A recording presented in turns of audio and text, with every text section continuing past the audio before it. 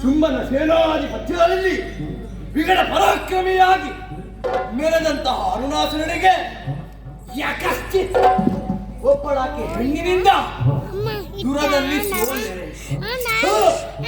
ಸೋಲಾಯಿತು ಎನ್ನುವುದಾಗಿ ಕೈ ಹಿಡಿಯುವುದೇ ಇಲ್ಲ. ಹಾಗಾಗಿ ಮತ್ತೊಮ್ಮೆ ಶುಂಭನಲ್ಲಿಗೆ ಹೋಗುವುದಾ? ಇಲ್ಲ, ಇದು ಶುಂಭನ ಕೊನೆಗಾಲ ಹೌದು. ಯಾಕೆ ಬಲ್ಲಿರು?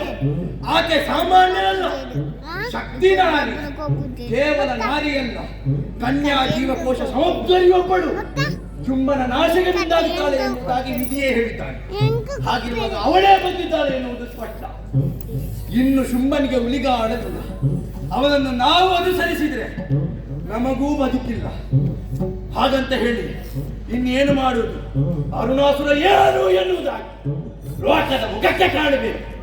ಇಲ್ಲೇ ಇರುವುದಲ್ಲ, ಗುರುಗಳಾದಂತಹ ಶುಕ್ರಾಚಾರ್ಯರಿದ್ದಾರೆ. ಅವರಲ್ಲಿ ದಕ್ಷ ನಿರ್ದೇಶನವನ್ನು ಮಾಡಿ ಪಾತಾಳ ಲೋಕಕ್ಕೆ ಹೋಗುತ್ತೇನೆ. ಆಕೆಯನ್ನು ಏನು ಮಾಡಬೇಕು ಎನ್ನುವುದಾಗಿ ನಿರೀಕ್ಷೆ